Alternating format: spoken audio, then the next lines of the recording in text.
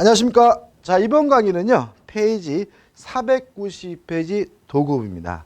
도급에 대해서도 시험 문제를 잘 내는 편입니다. 그래서 지금 우리가 계약법 강론 나가지고 좀 계약을 매매했고요. 그 매매에서 뭐예요? 2문제. 그 다음에 임대차에서 뭐죠? 1문제. 문제 많이 나오는 편이죠. 그 다음에 도급에 대해서는 반드시 내는 건 아니지만 그래도 일반적으로 1문제 정도는 내고 있다 정도라고 기억하시면 되고요. 어렵게 내지는 않습니다. 근데 특히 여기서 이 올해는 도급에서 나올 만한 부분이 정해졌어요. 왜냐하면 올해 새롭게 신설된 부분이 있어서요. 그래서 도급은 제가 강의하면서 말씀드리겠지만 신설된 부분, 이 부분만 주의하십시오. 거기에 대해서 반드시 출제될 거란 말이죠. 자, 의의는 다 아시다시피 일의 완성을 요건으로 보수를 지급하기로 하는 계약이 뭐죠? 도급 계약인데 우측에 보시면 도급에 이렇게 해가지고 1번 도급인의 의무가 나오죠. 1. 보수를 지급해야 됩니다. 물론 도급 계약도 쌍무 계약이니까 쌍방의 의무는 뭐죠? 동시 이행 관계일 거고요. 2번 중간에 수급인의 의무는 첫째 일을 완성할 의무가 있고요. 만약에 이 일의 결과가 만약에 물건이라면 완성된 물건을 인도해 줄 의무까지 있다는 거 기억해 두시기 바랍니다.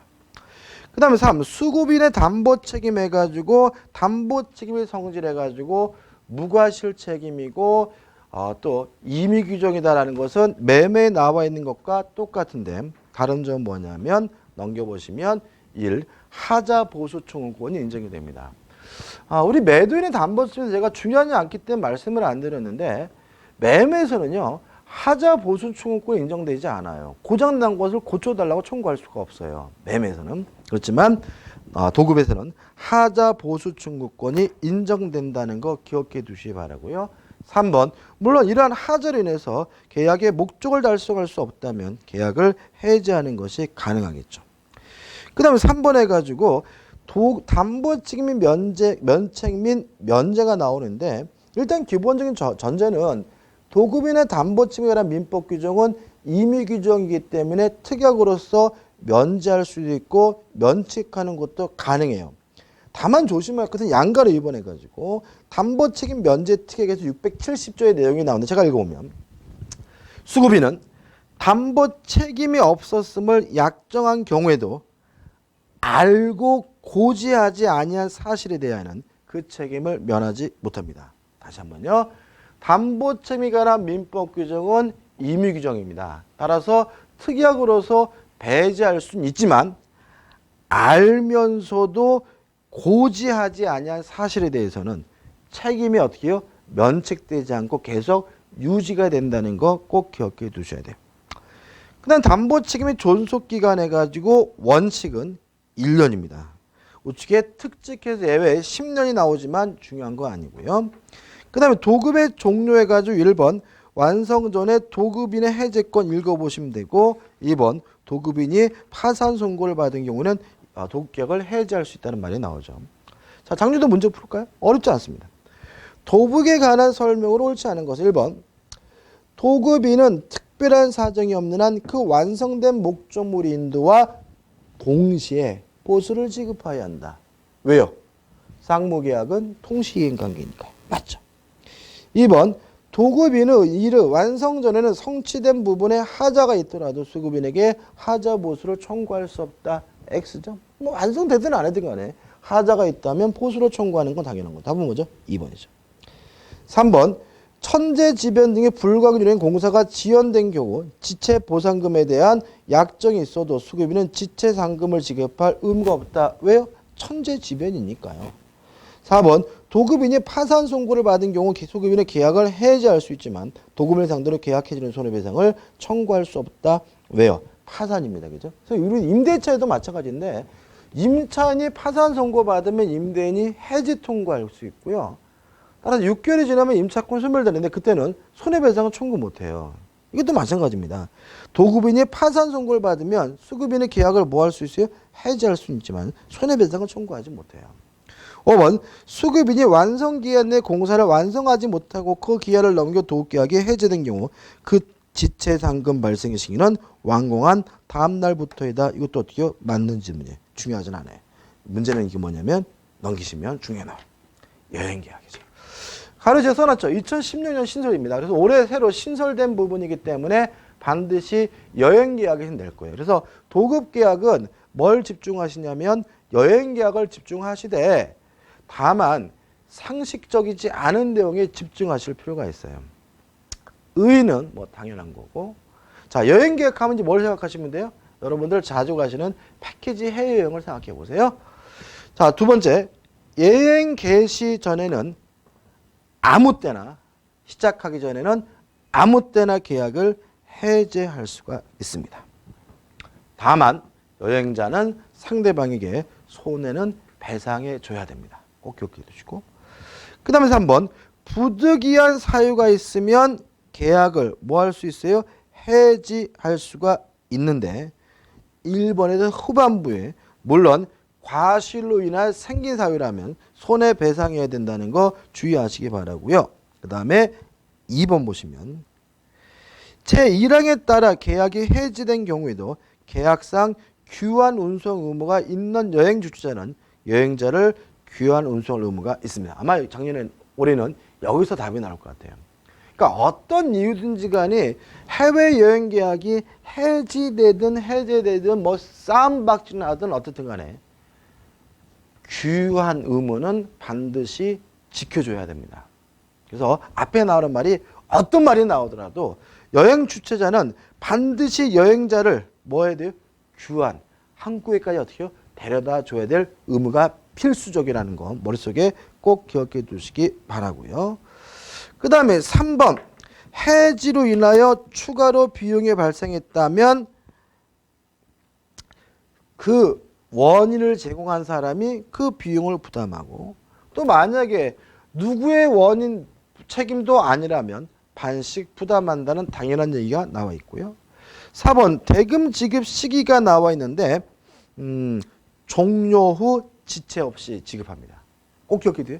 자, 우리가 보통 일반적으로 여행 계약은 선불이 원칙이죠. 그죠? 일반적으로 계약. 그래서 먼저 인터넷 검색해 가지고 여행 대금을 입금하고 가는 거잖아요. 이게 관행인데 법에서는 원칙을 뭐로 규정하고 있냐면 후불로 규정하고 있어요. 따라서 원칙적으로 특이하게 없거나 간섭이 없으면 종료 후 지체 없이 지급한다. 후불이 원칙이라는 거 기억해 두셔야 되고요. 그 다음에 5번, 여행 주최자의 담보 책임 해가지고 1번 담보 책임의 내용 해가지고 동그라미 띠 1번은 한번 읽어보시면 될 것 같고 당연한 얘기죠. 그죠? 그 다음에 3번까지 한번 쭉 읽어보시고 2번 여행자의 해지권 해가지고 1번 해가지고 아까 말씀드린 문제가 있고 하자가 있는데 그것이 시행될 가능성이 없다면 계약을 뭐 할 수 있어요? 해지할 수 있다는 거 기억해 두시기 바라고요. 그 다음에 우측에 메뉴 보시면 2번, 만약에 계약이 해지가 된다면 여행 주최자는 대금을 청구할 수가 없지만 그동안 이여행한 부분에 대해서는 이익 상환할 의무가 있다. 그만큼은 어떻게 해요? 공제해 줘야 된다는 거 기억해 두시기 바라고요. 3번, 어떻든 저청근에 반드시 뭐는 해줘야 돼요? 기환 운송은 해줘야 됩니다. 그 다음에 여행계약에 있어서 담보책임 존속기간, 여행 종료일부터 6개월 내고요. 그 다음에 여행계약에 관한 민법 규정은 강행규정이고 편면적 강행규정이기 때문에 여행자에게 불리한 계약은 무효입니다. 우리가 보시다시피 임대차는 강행규정이 있죠. 매매나 또는 도급계약은 임의규정이에요. 또 앞으로 나올 위임이다 이런 것도 다 뭐냐면 임의규정인데 여행계약만은 강행규정으로 규정되어 있고 따라서 여행자에게 불리한 특약은 무효라는 것도 꼭 기억해 주시면 합니다. 내용이 많지 않죠. 그죠? 내용이 많지 않기 때문에 꼼꼼히 좀 보셔가지고 내 거로 만드신다면 반드시 한 문제를 맞출 수 있을 거예요. 그 다음 이제 위임입니다. 위임의 의의는 뭔가요? 타인의 사물을 처리해 주기로 하는 계약을 우리가 위임 계약이라고 하고요. 법적 성질을 보시다시피 위임은 원칙적으로 무상이지만 유상으로 체결하는 것도 가능해요. 근데 만약에 원칙에 따라서 무상이면 편무계약일 것이고 보수를 지급하기로 한 특약이 있어서 유상이면 뭐가 돼요? 쌍무계약이 되겠죠. 2번 위임에 효력해가지고 1번 수임인의 의무해가지고 1. 위임 사무를 처리할 의무가 있는데 넘기져서 가번 선량한 관리자로서의 주의 의무가 있고요. 나번 복인권이 제한된다는 것은 대례에서 이미 대리인과 똑같은 내용이니까 읽어보시기 바라고 2번 위임 사무의 철에 대한 부수 의무 해가지고 1번 보고할 의무가 있고 취득한 것이 있다면 인도 이존해 줄 의무가 있고 또 만약에 위임 사무를 처리하는 과정에서 소비한 금전이 있다면 그것을 어떻게 해요? 배상해야 하고까지는 상식적인 거죠. 그죠? 그 다음 2번 수임인의 권리해 가지고 1번 보수를 청구할 수가 있고 그 다음에 우측에 메뉴에 보시면 특별한 경우에는 비임을 비용을 선급 먼저 달라고 요구할 수가 있고요. 3번 한번 보시면 돼요. 자, 여기까지는 쭉 보시는 거예요. 자, 위임 계약에 있어서 가장 중요한 부분은 위임의 종류예요. 그래서 실제로 위임은 나올 수도 있고 안 나올 수도 있어요. 안 나올 가능성이 더 많은 부분이지만 앞에 부분은 쭉 상식적인 게 쭉 읽어보시고 요 위임의 종류로 집중하는 거예요. 자, 1번 종료 원인에서 해제에서 1과 2 이게 중요해요. 첫째, 위임 계약은 언제든지 해제할 수 있어요. 당사자는. 오늘 위임 계약했지만 내일 당장 해제해도 상관이 없고요. 특히 상대방에게 불리한 시기에도 해제하는 것이 가능해요. 다만 그때는 손해를 배상하면 돼요. 1번과 2번입니다. 다시 한번요. 위임 계약은 아무 때나 뭐 할 수 있어요? 해지할 수가 있다. 특히 조심할 것은 상대방에게 특별히 불리한 시기에도 위임 계약을 뭐 할 수 있어요? 해지할 수는 있다. 다만 그때는 손해배상을 하면 돼요. 꼭 기억해 주세요. 그 다음에 이제 위임 종료 시의 특징 해가지고 1번 위임이 종료됐더라도 사무를 처리해 줘야 되는 급박한 사정이 있는 경우는 처리해 줘야 되고요. 그 다음에 2번 위임 종료의 대항 요건을 한번 읽어보시면 되죠. 그래서 결국은 여러분들이 상식적이지 않은 것은 종료 원인에서 해지 이 세 줄만 좀 꼭 잊지 마시면 됩니다. 끝입니다. 자, 이제 넘겨 보실게요. 그럼 이제 뭐가 나옵니까? 부당이득이 나와요. 자, 우리가 부당이득이라고 해서 따로 특별히 나와 있긴 하지만 한번 쭉 읽어보세요. 읽어보시지만 중요한 건 없어요. 제가 정리해드리는 것만 정확히 기억하시면 돼요. 부당이득 자체가 독립적으로 문제 나오는 건 아니고 우리가 그동안 배웠던 민법과 결합이 돼서 문제가 나오겠죠. 좀 정리해보자고요. 자, 부당이득이 뭐냐? 원인 없는 이득을 부당이득이라고 합니다. 다만 부당이득은 원칙적으로 뭘 해줘야 되냐면 반환을 해줘야 되는데 어떻게 반환하느냐? 선의의 부당이득자라면 현존하는 이익 범위 내에서만 돌려주면 되고요. 악의의 부당이득자라면 그때는 전부에 대해서 그 이익을 부당이득으로서 반환을 해줘야 됩니다. 다만 예외가 있어요. 첫째, 선이든 악이든 상관없이 현존하는 이익 범위 내에서만 반환해주면 되는 사람이 있어요. 누구죠? 제한 능력자죠. 그래서 제한 능력자는 선이든 악이든 묻지 않고 현존 이익 범위 내에서만 돌려주면 됩니다. 두 번째, 부당이득이지만 반환할 필요가 없는 경우도 있어요. 언제죠? 불법 원인급여죠. 다시 말하면 불법 원인급여, 부당이득 반환의 원인이 반사회적인 경우에는 뭐 할 필요 없죠? 반환할 필요가 없다라고 간단하게 정리하시고 넘어가시면 돼요. 솔직히 읽어볼 필요도 없습니다. 그 다음 이제 넘겨보시면 이제 특수한 부당이득 나오는데 큰 의미 없다 그랬어요. 자, 이제 503페이지에 이제 뭐가 나옵니까? 불법행위가 나와요. 이것도 실제로는 문제가 불법행위 나오겠죠. 나오는데 우리가 그동안 계속하면서 불법행위에 대한 일반론적 논점이 있었기 때문에 간단하게 보면 돼요. 자, 1절 일반 불법행위입니다. 의가 뭔가요? 고의나 과실로 타인에게 손해를 입히는 것을 우리가 뭐죠? 불법행위라고 한다. 따라서 불법행위 책임이 성립되려면 1. 고의 또는 과실이 있어야 되는데 양가를 1번에서 고의가 뭐냐? 악이죠. 알면서 하는 거고 과실은 뭐예요? 알 수 있는데 모르는 게 뭐예요? 과실이다. 넘겨보시면 입증 책임 조심하셔야 되는데 피해자가 상대방에게 고의 또는 과실이 있다는 사실을 입증해야 된다는 점, 채무불이행과 다르다는 점 꼭 기억해 두시기 바라고요. 그 다음 두 번째, 책임 능력이 있어야 된다. 따라서 책임 능력이 없는 책임 무능력자 행위에 대해서는 불법행위 책임 물을 수가 없다. 그러면 책임 무능력자가 누구냐? 교재 예가 나와 있지만 의사 무능력자와 똑같은 개념이고요. 3번 위법해야 됩니다. 그래서 위법성에 대한 내용이 나와 있지만 중요한 건 아니고 사회적 비난 가능성이 있다면 위법하다는 정도만 기억해 두시면 되고 다만 우측에 정당방위거나 긴급 피난인 경우에는 위법성이 조각되기 때문에 뭐 처벌하거나 책임이 발생하지는 않고요. 마지막으로 손해가 발생해야 됩니다. 그럼 결국 뭐예요? 줄이면 고의나 과실로 타인에게 손해를 입히는 것이 뭐예요? 불법행위인데 불법행위자로서 책임이 발생하려면 고의나 과실이 있고 책임 능력이 있고 또 위법해야 된다 정도까지만 기억하면 되겠죠. 그 다음에 2절에서 민법의 특수불법행위가 나오죠. 1번 책임 무능력자의 감독자의 책임이 나와요.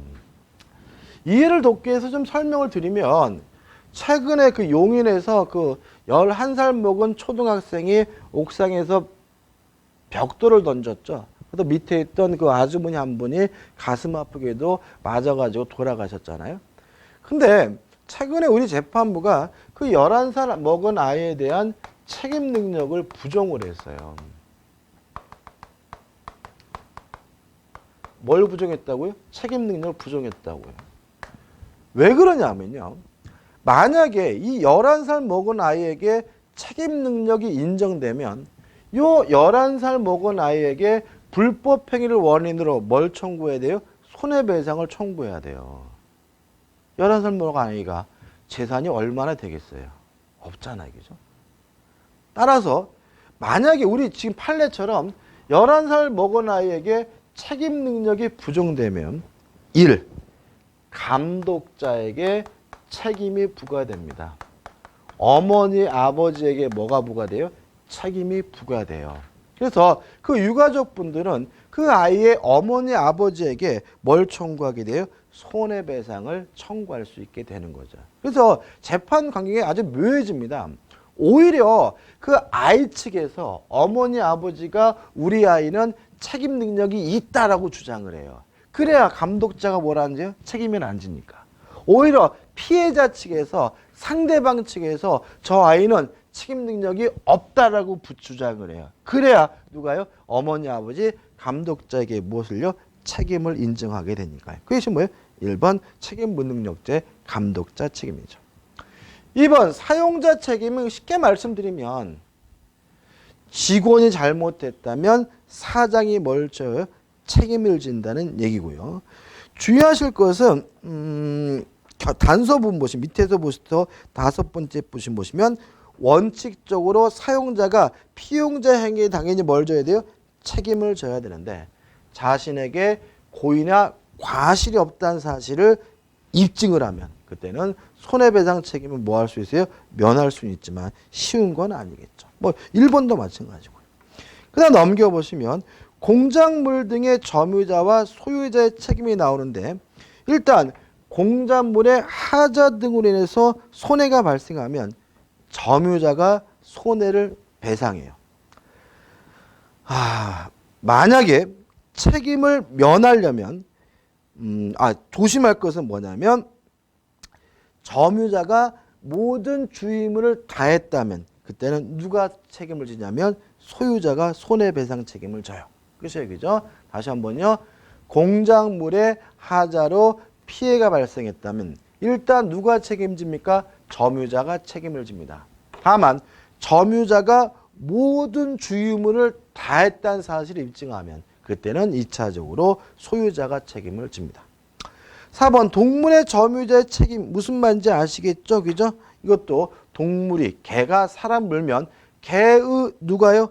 주인이 또는 점유자가 당연히 뭘 져요? 책임을 지는 거죠. 소유자가 아니라 점유자입니다.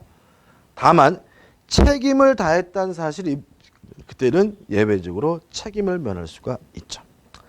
그 다음 5번 공동불법 원인 행위자의 책임이 나오는데 이거는 한 가지만 기억하시면 돼요. 부진정 연대 채무다. 따라서 피해자 입장에서는 공동불법 행위자 중 아무한테나 전액에 대해서 손해배상을 청구할 수 있다는 정도만 기억해 두시면 됩니다. 끝이. 불법행위 효과 1번 손해배상의 방법인데 원칙적으로 금전배상이 원칙이고요. 우측에 보시면 일시금 배상에서 목돈으로 주는 것이 원칙이지만 정기금, 매달 정기적으로 주는 판결이 나올 수도 있고요. 2번 명예훼손의 경우에 특징이 나오는데 조심할 게 한 가지 있어요. 사과 광고는 안 됩니다. 과거에 우리나라 대법원이요. 사과 광고를 명하는 판결을 내렸어요. 근데 그런 판결이 헌법재판소에서 위헌이다라고 판시를 해버렸어요. 물론 왜 그런 거예요? 미안한지 안 한지는 오로지 그 사람의 마음인 것이고 자유인 것이지 법원이 그것을 뭐 할 수는 없어요? 강제할 수는 없다는 거죠. 따라서 만약에 법원이 사과 광고를 명하도록 하는 것은 헌법에 위헌되는 것이기 때문에 허용되지 않는다는 게 우리 헌법재판소의 입장이에요. 따라서 기억할 것은 사과 광고는 허용되지 않는다. 그 다음에 3. 정신적 손해에 대해서는 위자료를 청구할 수가 있죠. 그 다음 손해배상 청구해가지고 청구권자 보시면 될 것 같고 청구의 성질 재산권이기 때문에 양도할 수 있고 상속할 수가 있고요. 조심할 것은 맨 밑에 줄 고유의 불법 표현이나 손해배상 청구권을 수동채권으로 하여 상계하지 못한다라는 거 기억해 두시기 바랍니다. 무슨 말인지 이상하죠? 이제 외우시는데 일단 내용은 이런 얘기입니다. 돈을 빌려줬어 이 거지 같은 놈한테. 근데 안 갚아. 그래서 내가 엠마 내가 너한테 500만 원을 빌려줄 테니까 500만 원씩 어찌 내가 좁혀겠다라고 해가지고 좁혀는 건 허용되지 않는다는 거죠. 다시 말하면 내가 그 인간을 좁혀면 뭐가 생깁니까? 불법 행위를 한 손해배상 채권이 있고 그 원래 가지고 채권과 뭐 할 수 없어요? 깔 수 없다, 상계할 수 없다는 취지니까 좀 기억해 두시기 바랍니다.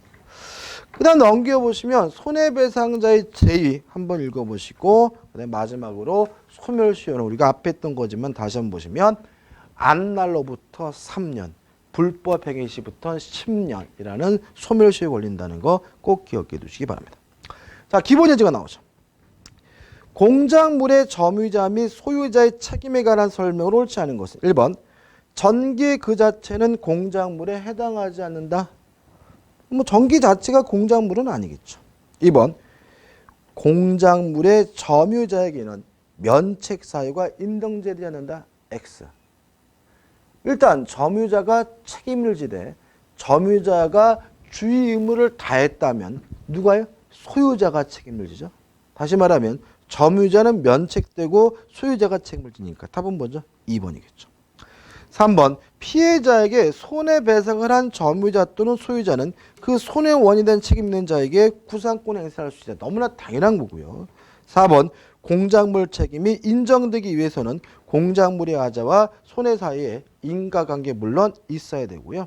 5번 공작물에 대해 직접 점유자와 간접 점유자가 있는 경우 원칙적으로 직접 점유자가 1차적으로 책임을 지겠죠. 자, 여기까지 해가지고 이제 우리가 강의를 다 마쳤습니다. 일단 주의할 점은 뭔가요? 민법. 이제 다 끝났는데 주의사항 몇 가지 말씀드리면 민법은요. 우리가 주택관리 민법은 시험이 평균적으로 나는 게 아니죠. 민법 총칙에서 몇 프로가 나와요? 60%. 물권법과 채권법에서 몇 프로가 나와요? 40%. 제가 이 교재를 그 출제 비중에 감안해 가지고 6대 4로 뭐요? 마치긴 했지만 실제로 물권법과 채권법은 민법 총칙의 양보다는 대충 잡아도 한 7배, 6배는 더 양이 많은 부분입니다. 그래서 교재에 나와 있는 물권법 채권 부분도 대단히 뭐한 거예요? 축약을 한 거예요. 막 줄여놓은 거예요. 그 다음에 또 줄여놓은 거기 때문에 공부도 어떻게 해야 돼요? 너무 이것저것 하려고 하지 마세요. 안 그래도 우리는 너무 양이 많고요. 민법만 공부하는 게 아니잖아요. 그래서 여러분들 공부하실 때는 민법 총칙 부분은 60%가 나오고 양이 많지 않은 거니까 민법 총칙에 대해서는 아주 자세하게, 그죠? 아주 자세하게 꼼꼼히 공부하시고 물권법과 채권법 어차피 우리가 다 못하는 거잖아요. 그러니까 어떻게 해요? 제가 강의하면서 중요하다고 강조한 부분만 확실하게 내 거로 만들려는 전략을 취하려고 해야지 쓰잘데없이 뭐 많이 안다고 그래서 잘 맞히는 건 아니죠. 하나를 알더라도 뭐예요? 정확히 아셔야 된다는 거 다시 한번 강조드립니다. 자, 그동안 수고 많으셨고요. 감사합니다.